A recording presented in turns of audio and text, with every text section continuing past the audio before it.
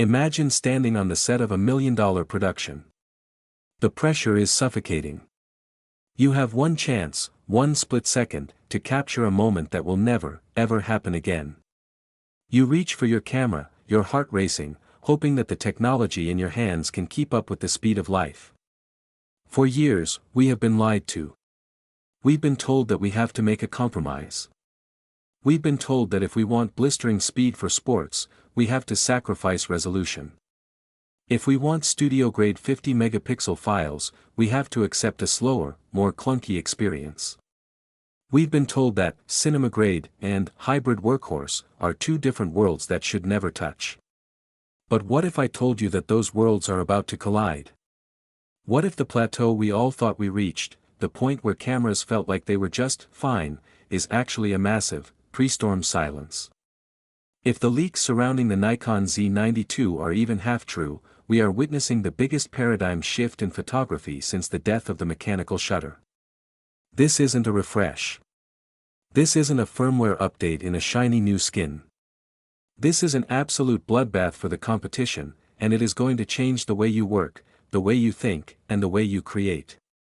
We've all been lulled into a false sense of security. We saw the Z9, we saw the Sony A1, and we thought, this is it. This is the peak. But the supply chain has been whispering, and the story it's telling is one of total, uncompromising ambition. At the core of this beast is a rumored 50-megapixel stacked sensor.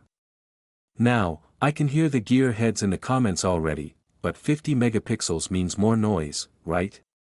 It means worse low-light performance. That is the old way of thinking. That is the philosophy of the past. The secret weapon here is 3-nanometer silicon manufacturing. Think about the sheer processing power inside your smartphone today, a device that fits in your pocket and handles complex AI, 4K video, and massive multitasking without breaking a sweat. Now, imagine applying that same level of extreme efficiency to a full-frame sensor. Experts who track the yields from top-tier foundries have noted that we are finally hitting a point where signal-to-noise ratios are improving faster than the resolution is increasing. With the Z9 II, you aren't just getting more detail, you are getting a sensor that is arguably more efficient than its predecessor. It is that perfect, elusive, holy grail blend of studio-grade texture and high-speed sports capability. You can crop into a portrait and see the individual pores on the skin, or you can crop into a wildlife shot and still have enough resolution to blow it up for a billboard. It is absolute, uncompromised versatility. But then, we have to talk about the absolute dream, the holy grail of sensor technology, the global shutter. For those who are newer to this, a standard camera sensor captures an image line by line, almost like a scanning copy machine. This is why you get that dreaded jello effect or skewed vertical lines when you move the camera too fast or capture a spinning propeller. It is a limitation of physics that we have all just accepted for decades. But a global shutter?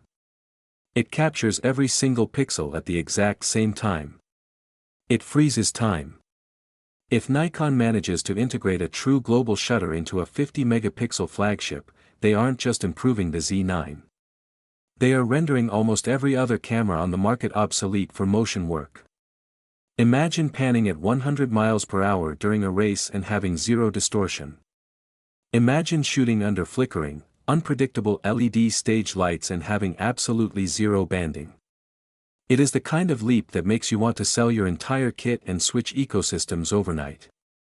Sure, the traditional argument against global shutter has always been the loss of dynamic range, but Nikon has been the king of raw file flexibility for years. If they have found a way to marry that sensor technology with their advanced processing engine, the dynamic range debate is effectively dead.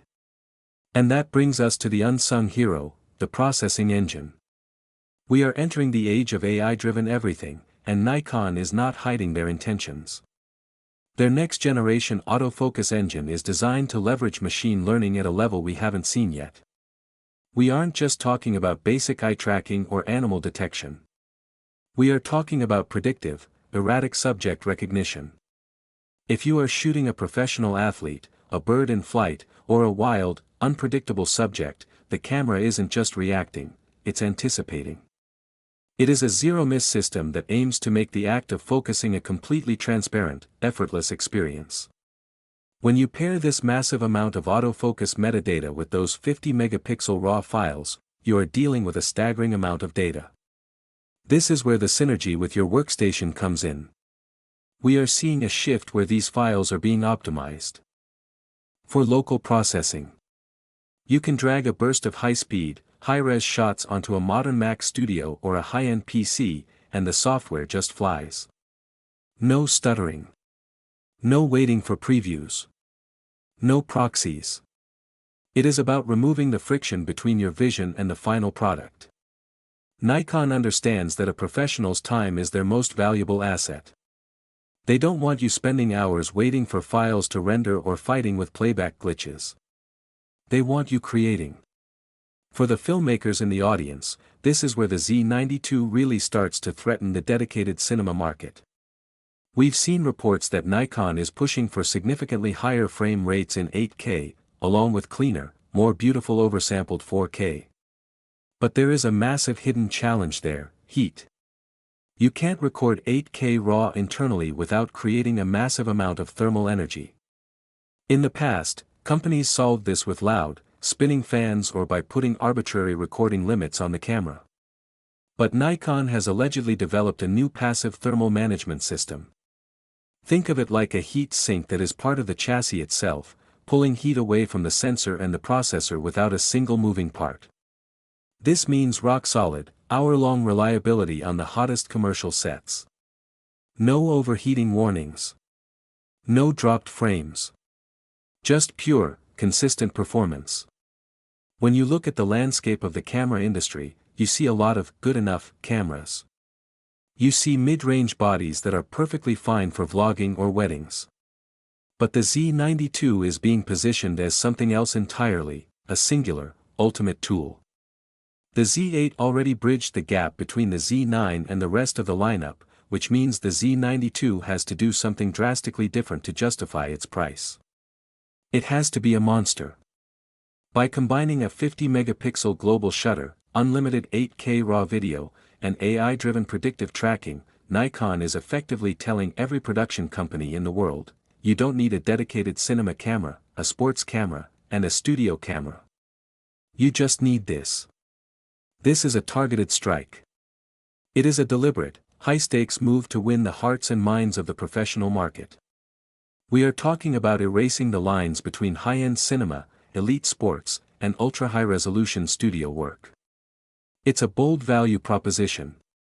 Even if you have to pay a premium for it, if it saves you the cost of owning and maintaining 2 or 3 separate specialized cameras, it suddenly becomes the most cost-effective choice in the business.